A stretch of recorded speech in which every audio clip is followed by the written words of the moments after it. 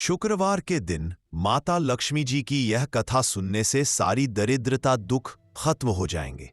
जय माता लक्ष्मी।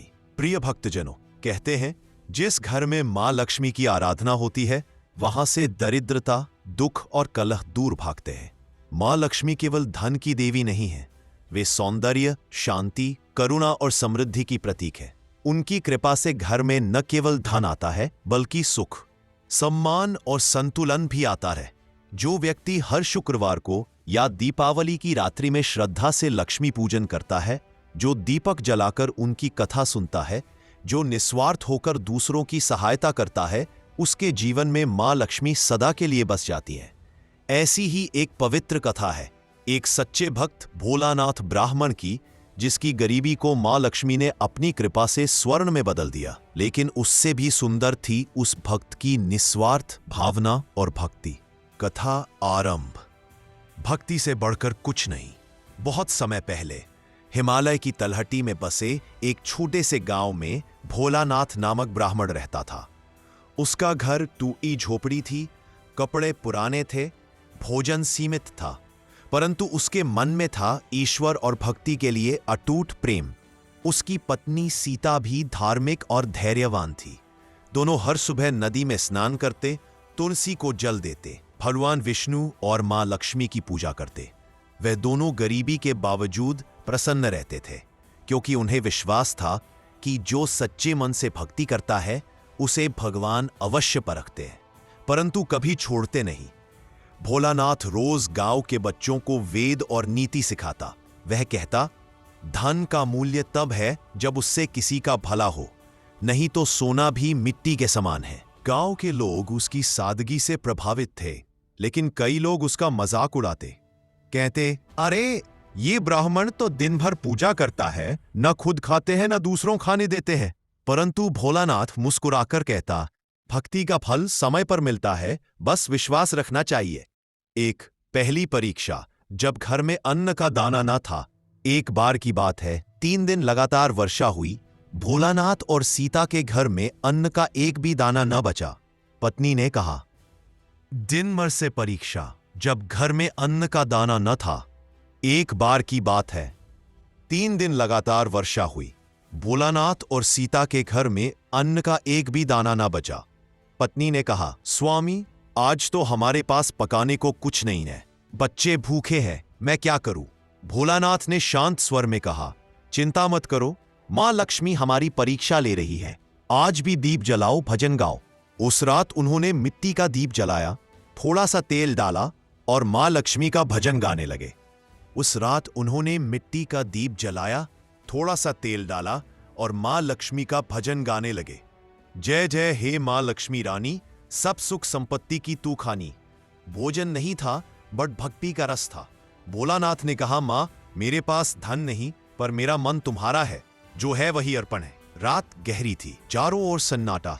तभी एक दिव्य प्रकाश फैल गया, सुगंधित हवा चलने लगी।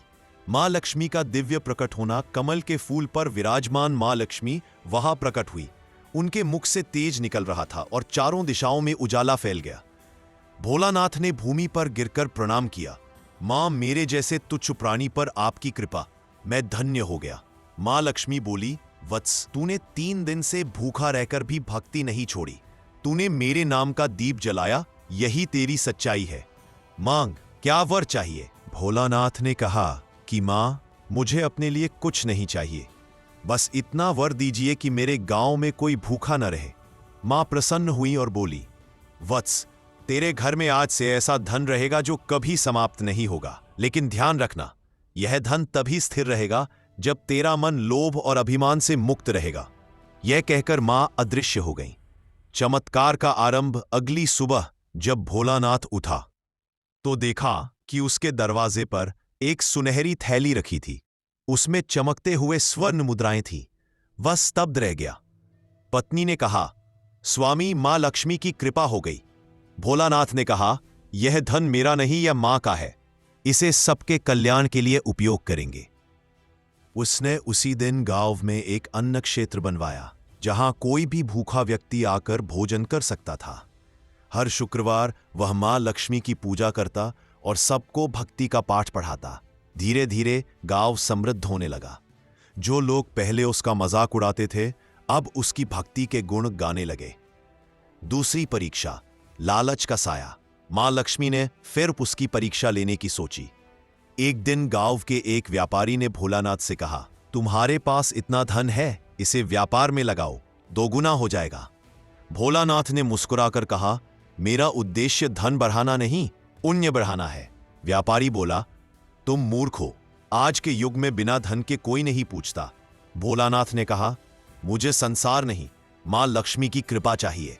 व्यापारी ने ईर्ष्या में आकर अफवाह फैलाई कि भोलानाथ ने काला जादू किया है, तभी उसके घर धन है।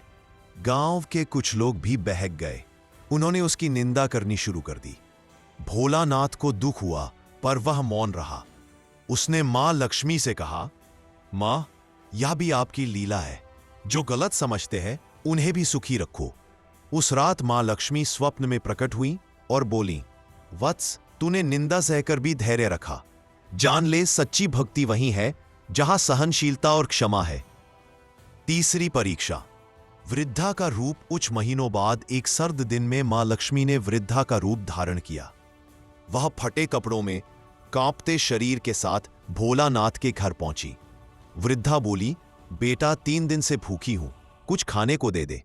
भोलानाथ ने तुरंत अपनी पत्नी से कहा, सीता, घर में जो भी अन्न है ले आओ। सीता बोली, बस मुट्ठी भर चावल बचे हैं कल के लिए। भोलानाथ मुस्कुराया, कल की चिंता मत करो, आज का पुण्य ही कल की रक्षा करेगा। उन्होंने वो चावल वृद्धा को दे दिए। वृद्धा ने प्रसन्न होकर कहा, वत्स, तूने जो दिया है वही तेरा है। और देखते ही देखते भोलानाथ और सीता भूमि पर गिरकर प्रणाम करने लगे। मां बोली, वत्स, आज से तेरे घर का दीपक कभी नहीं बुझेगा, तेरे वंश में कभी दरिद्रता नहीं रहेगी। जो तेरे नाम से मेरा स्मरण करेगा उसके घर में भी अक्षय लक्ष्मी का वास होगा। गांव में चमत्कार। उस दिन से गांव का वातावरण बदल गया। जहां पहले लोग झगड़ते थे अब सेवा करते थे। भोलानाथ के अन्न क्षेत्र में हर व्यक्ति प्रेम से भोजन करता, कोई भेदभाव नहीं था। लोग कहते, भक्ति का अर्थ केवल पूजा नहीं, दूसरों के सुख में सुख पाना है। भोलानाथ ने अपने धन का उपयोग मंदिर बनवाने, गरीबों की सहायता करने और बच्चों की शिक्षा में लगाया। वह हमेशा कहता, धन तब तक पवित्र है जब तक वह किसी के काम आए। अंतिम परीक्षा, अहंकार का क्षण। वर्षों बीते। एक दिन एक नया राजा उस क्षेत्र में आया। उसने देखा कि एक गरीब ब्राह्मण इतना प्रसिद्ध है। वह बोला, मैं स्वयं लक्ष्मी का भक्त हूं, देखते हैं ये ब्राह्मण कितना सच्चा है। उसने भोलानाथ को बुलवाया और कहा, सुना है मां लक्ष्मी तेरे घर आती है, क्या सच है? भोलानाथ ने विनम्रता से कहा, राजन, मां तो सबके घर आती है, बस मन सच्चा होना चाहिए। राजा ने कहा, तो फिर सिद्ध करके दिखाओ, मैं स्वयं देखना चाहता हूं। भोलानाथ ने कहा, राजन, मां का दर्शन श्रद्धा से होता है, चुनौती से नहीं। राजा हंसा, फिर भी कल मैं तेरे घर आऊंगा। रात हुई। भोलानाथ ने मां से प्रार्थना की, मां, यदि मैं योग्य हूं तो कृपा करें कि इस राजा का अहंकार मिट जाए। अगले दिन राजा आया। जैसे ही वह द्वार पर पहुंचा, एक तेज प्रकाश फैला। मां लक्ष्मी का स्वर गूंजा, राजन, जिसने भक्ति को परीक्षा बना दिया वह मुझे कभी नहीं पा सकता। राजा भूमि पर गिर पड़ा और बोला, मुझे क्षमा करें देवी, अब मैं समझ गया कि धन नहीं, भक्ति सबसे बड़ा बल है। कथा का फल। उसके बाद से राजा ने पूरे प्रदेश में आदेश दिया कि हर शुक्रवार को मां लक्ष्मी की पूजा की जाए और भोलानाथ की कथा सुनाई जाए। कहते हैं, जिसने भी यह कथा श्रद्धा से सुनी उसके घर में मां लक्ष्मी की कृपा बनी रही। भोलानाथ ने जीवन के अंतिम क्षणों तक सेवा, दान और भक्ति का मार्ग नहीं छोड़ा। उसकी मृत्यु के बाद भी उसके अन्न क्षेत्र में आज तक दीपक जलता है और लोग मानते हैं कि वहां मां लक्ष्मी स्वयं वास करती हैं। कथा का संदेश और फलश्रुति। जो व्यक्ति शुक्रवार को यह कथा सुनता या सुनाता है उसके घर में कभी दरिद्रता नहीं आती। जो व्यक्ति दूसरों की सहायता करता है मां लक्ष्मी उसके द्वार पर स्थिर रहती है। जो धन के साथ धर्म का पालन करता है वह सच्चा भक्त कहलाता है। और जो लालच, ईर्ष्या और अहंकार से दूर रहता है वह सदैव मां लक्ष्मी की कृपा का अधिकारी बनता है। समापन वचन प्रिय भक्तजनों, याद रखिए, मां लक्ष्मी उसी के घर में बसती हैं जहां श्रम, प्रेम और सच्चाई का दीपक जलता है। जो मनुष्य सच्चे मन से यह कथा सुनता है उसका जीवन प्रकाश से भर जाता है, उसके घर में सुख, शांति और समृद्धि का वास होता है। जय मां लक्ष्मी, जय श्री हरि। सुख, शांति और समृद्धि आप सबके जीवन में सदैव बनी रहे। कथा का आरंभ। एक निर्धन लेकिन संतोषी स्त्री बहुत समय पहले वाराणसी से दूर एक छोटे से ग्राम में पद्मा नाम की स्त्री रहती थी। उसका पति गौरीशंकर एक साधारण किसान था जो दिन भर खेतों में काम करता और रात को भगवान विष्णु का नाम जपता। दोनों पति पत्नी अत्यंत गरीब थे। घर में मिट्टी के बर्तन, टूटी चारपाई और बस 2 जोड़ी कपड़े। लेकिन उनके जीवन में एक अनमोल चीज थी, भक्ति। हर शुक्रवार पद्मा स्नान करके नया वस्त्र पहनती जो वर्षों पुराना था, फिर मिट्टी का दीपक बनाकर उसमें सरसों का तेल डालती और मां लक्ष्मी की आराधना करती। वह गाती, हे धन की देवी, हे करुणामयी माता, जो भी सच्चे मन से तुम्हें पुकारे उसके जीवन से दुख मिट जाते हैं। गांव के लोग उसे लक्ष्मी भक्तिन कहने लगे थे, परंतु सभी अच्छे नहीं थे। कुछ लोग कहते, अरे पूजा से पेट नहीं भरता, लक्ष्मी को धन वालों से मतलब होता है, इन गरीबों से नहीं। पद्मा मुस्कुराकर कहती, मां लक्ष्मी सोने की नहीं, भावना की देवी है। वह मन की शुद्धता देखती है, जेब की नहीं। पद्मा की पहली परीक्षा। 1 वर्ष बरसात नहीं हुई। गांव में अकाल पड़ गया, खेत सूख गए, कुएं खाली हो गए। पद्मा और गौरीशंकर के घर में भी अन्न खत्म हो गया। एक शाम जब सूर्य अस्त हो रहा था, पद्मा ने पति से कहा, स्वामी, आज शुक्रवार है, मां लक्ष्मी की पूजा करनी है, पर घर में तेल भी नहीं बचा, दीप कैसे जलाऊं? गौरीशंकर बोला, मन में दीप जलाओ, वही सबसे उजला होता है। पद्मा ने जल की एक कटोरी में थोड़ा सा घी मिलाया और रुई का बत्ती बनाकर दीपक जलाया। वह बोली, मां, यह दीप धन से नहीं, भावना से जला है। रात के तीसरे प्रहर में हवा चली, दीपक बुझ गया, पर तभी झोपड़ी में एक सुगंधित प्रकाश फैल गया। दरवाजे के पास खड़ी थीं मां लक्ष्मी स्वयं। मां लक्ष्मी का प्रथम दर्शन। मां लक्ष्मी कमल के आसन पर थीं। 4 भुजाओं में कमल, शंख और स्वर्ण मुद्राएं थीं। उनकी आभा से पूरा घर प्रकाशमान हो गया। पद्मा घबराई, तुरंत झुकी और बोली, मां, आप मेरे घर में? मैं तो अयोग्य हूं। मुस्कुराई, वत्से, सच्ची भक्ति कभी अयोग्य नहीं होती। तूने धन नहीं, दिल का दीप जलाया। मैं तेरी परीक्षा देखने आई थी। पद्मा के आंसू बह निकले। वह बोली, मां, मुझे कुछ नहीं चाहिए, बस इतना आशीर्वाद दो कि कोई भूखा ना सोए। मां बोली, वत्से, तेरे हृदय की दया ने मुझे प्रसन्न किया है। आज से तेरे घर में जो अन्न आएगा वह कभी समाप्त नहीं होगा। इतना कहकर मां अंतर्धान हो गई। सुबह पद्मा ने जब अनाज का मटका देखा तो पाया कि वह चावल और गेहूं से भरा हुआ था। उस दिन से रोज जब वह उसमें हाथ डालती, अन्न निकल आता, पर मटका कभी खाली नहीं होता था। दूसरी परीक्षा। लालच की छाया। गांव में यह बात फैल गई कि पद्मा के घर मां लक्ष्मी आई थी। लोग दूर दूर से उसके दर्शन को आने लगे। कई लोग श्रद्धा से आए, पर कुछ केवल लालच में। एक पड़ोसी औरत कमला बोली, भक्ति से नहीं, कोई जादू है। अगर ऐसा ही है तो मैं भी वही पूजा कर लूं। उसने पद्मा से पूजा विधि पूछी। पद्मा ने सरलता से बताया, शुद्ध मन, स्वच्छ स्थान और सच्ची भावना। कमला ने वही पूजा की, पर उसका मन भक्ति में नहीं, लालच में था। उसे कोई फल नहीं मिला। वह क्रोधित हो गई और बोली, तू झूठी है, मैं पंचायत में शिकायत करूंगी। गांव के मुखिया ने पद्मा को बुलाया। पूछा, कहते हैं तेरा मटका कभी खाली नहीं होता, क्या यह सच है? पद्मा ने शांत भाव से कहा, हां, पर वह मां की कृपा है, मैं तो बस अन्न बांटती हूं। मुखिया ने कहा, साबित कर। पद्मा ने भगवान का नाम लिया और मटके में हाथ डाला। अन्न निकल आया, स्वच्छ सुगंधित चावल। सभी लोग विस्मित रह गए। मुखिया ने हाथ जोड़कर कहा, देवी, हमें क्षमा करो, हमने तुम्हारी भक्ति पर संदेह किया। पद्मा बोली, मैं देवी नहीं, भक्त हूं। सच्ची पूजा में शक्ति होती है, जादू में नहीं। तीसरी परीक्षा, सेवा की भावना। एक दिन गांव में महामारी फैल गई, लोग बीमार पड़ने लगे। पद्मा ने अपना घर खोल दिया और कहा, जो भी भूखा या बीमार है आ जाए। वह दिन रात रोगियों की सेवा करती रही, अन्न क्षेत्र में रोज भोजन बनाती और बांटती। उसका पति बोला, पद्मा, इतने लोगों को खिला रही हो, अन्न खत्म हो जाएगा। पद्मा बोली, मां लक्ष्मी का अन्न उसका अंत नहीं। वास्तव में ऐसा ही हुआ। अन्न कभी खत्म नहीं हुआ, बल्कि जितना बांटती उतना बढ़ता गया। गांव के पुजारी ने कहा, यह साक्षात मां लक्ष्मी की लीला है। यह स्त्री उनकी अंशरूपा है। मां लक्ष्मी का पुनः प्रकट होना। कुछ महीनों बाद जब महामारी समाप्त हुई, एक रात पद्मा को स्वप्न में मां लक्ष्मी दिखी। मां बोली, वत्से, तूने मेरा दिया अन्न सबको बांट दिया, पर अपने लिए कुछ नहीं रखा। बताओ अब क्या चाहती हो? पद्मा ने कहा, मां, बस एक वरदान दीजिए, जब भी कोई भूखा मेरे द्वार पर आए उसे कभी खाली हाथ ना लौटाओ। मां बोली, ऐसा ही होगा, और आज से तेरा नाम युगों तक लिया जाएगा।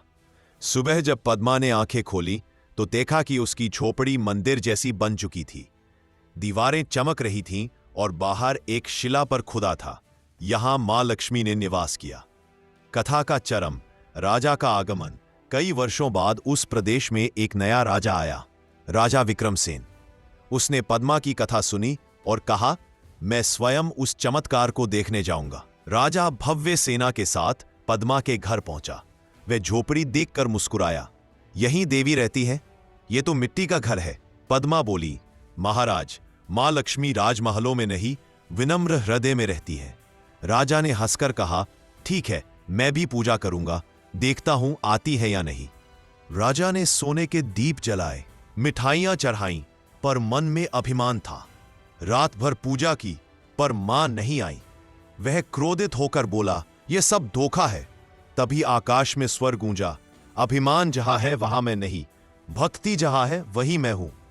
राजा भूमि पर गिर पड़ा और रोने लगा। पद्मा ने कहा, राजन, मां लक्ष्मी दया की मूर्ति है, पश्चाताप से सब पाप मिट जाते हैं।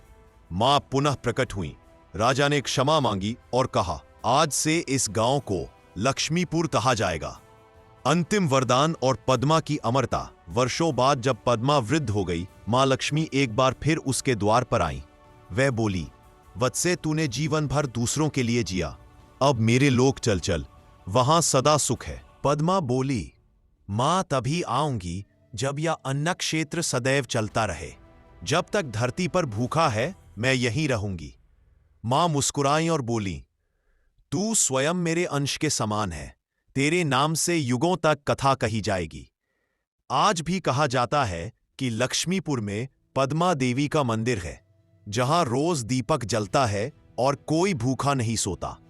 जो भावना है खेत के देन की तलब करे, और वो मेरे सबसे मंजिर वाली है। उसके घर में कभी धन, अन्न या सौभाग्य की कमी नहीं रहती।